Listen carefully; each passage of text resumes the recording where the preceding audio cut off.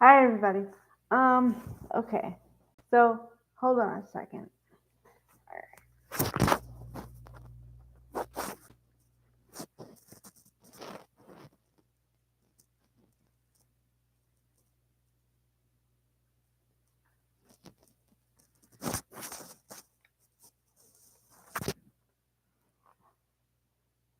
Alright. Alright. So I'm sorry for the lateness of the video, but I had to make sure I looked at all the witnesses and everything so I could properly give you a recap for today. Because this trial is moving really fast, and I'll explain why in a second. But I'll also show you how fast it is actually moving. Okay, so we're day 2, right?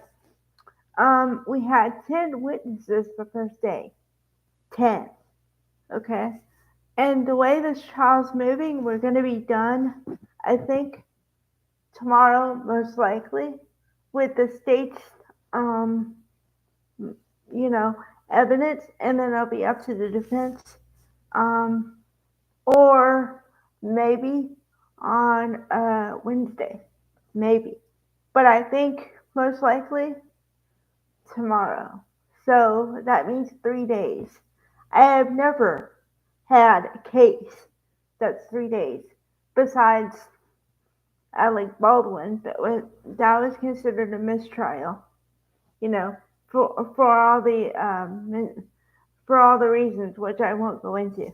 But my point is, usually you don't get this short a trial. You just don't. Okay.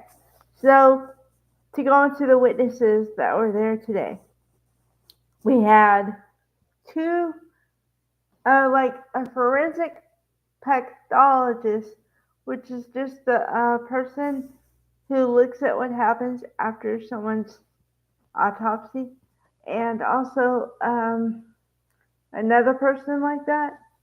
And I couldn't watch that part of the testimony because they talk about what happens after an unaliving. And yes, I know it's going to happen to all of us, but that doesn't mean I want to know all the details. Okay? So, the important part you need to know about that is that the alleged victim, George Torres, was left in the suitcase for 11 hours. 11. So basically half a day in a small enclosed space, which was not meant for human life at all. I mean, no one thinks, hey, yeah, let's get in the suitcase. No one thinks that. Okay. So that's just the base. Okay.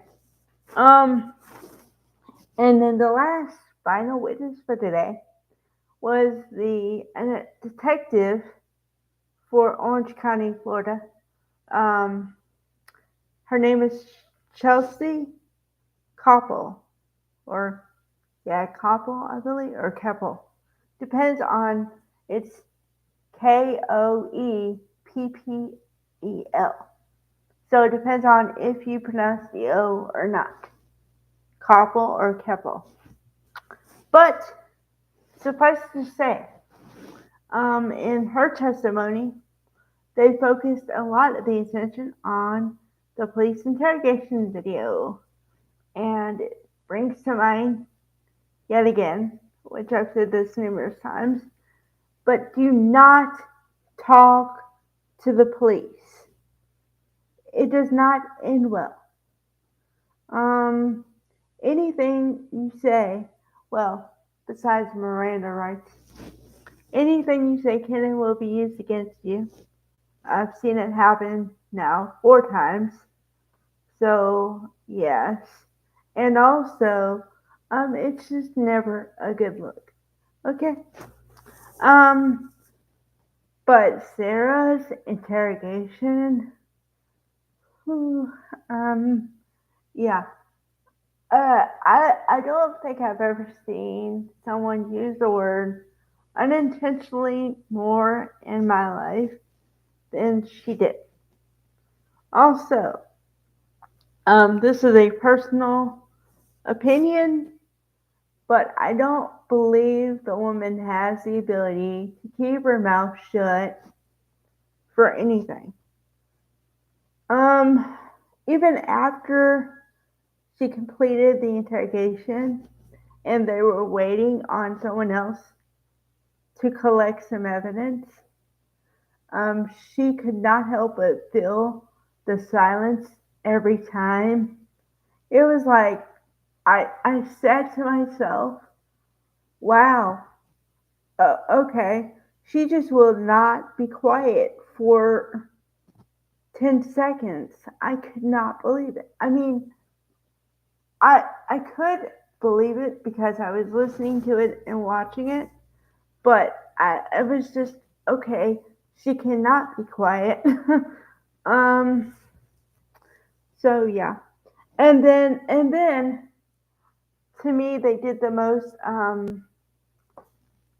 damaging thing for the defense, which is they had the. Do you see the person who said that and who claims they did that in the courtroom? So then they have to identify the person who they think it is, you know, and it was the defendant. So she identified the piece of clothing. It was just like, wow. I mean, I knew it was going to happen, but it was like two blows to the gut, one right after the other. And I was thinking to myself, how do you recover after that? How do you recover from that? I don't know how, but I've been saying that for 2 days now. Actually, before we even started, because I think I said, um, this evidence looks so bad for the defense. I don't think that you could rectify any of it. And I have not changed my position. In fact, if anything, having the amount of evidence they do, it just becomes more and more like I always say, okay?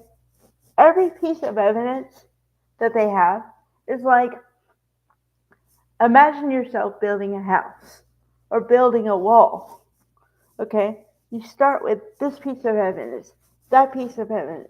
The more evidence, the higher the wall gets. And then it becomes almost, if not impossible, to climb over the wall. But here's the ironic part. She created the wall herself. So, wow. I don't think I've ever seen this. Like, to this degree. It is bad. It's bad. And usually, I try to go into things with an open mind, number one, and hoping the best for both sides, actually. Because I'm like, oh, okay, good point there for the prosecution. Oh, but good point there for the defense. I, I I'm trying to find something good for the defense, but I'm just not seeing it. I'm not hearing it. I'm not seeing it, and I don't know. Um, and I like to think I'm optimistic, but I'm also realistic. So I think in my brain, the two sides are fighting with each other, if you can imagine that. So that's where I'm at. Um, so yeah, I was most of the testimony I spent my mouth was like this. And I said wow a lot. It was like, wow, okay. Oh wow, it gets worse. um, okay, like I always say, I feel like I have to say this. I may laugh from time to time, but I don't think any of this is funny in the least. It's just how I release pressure sometimes, but I understand and get the weight of the crime, possible crime, and the implication for his family. So I don't mean any disrespect in the least. Just putting it out there. Um, yeah. So don't be surprised if I say the trial is over after like tomorrow during tomorrow's video. I might say that. Um, but yeah, I'm gonna follow this through. So all right, bye guys.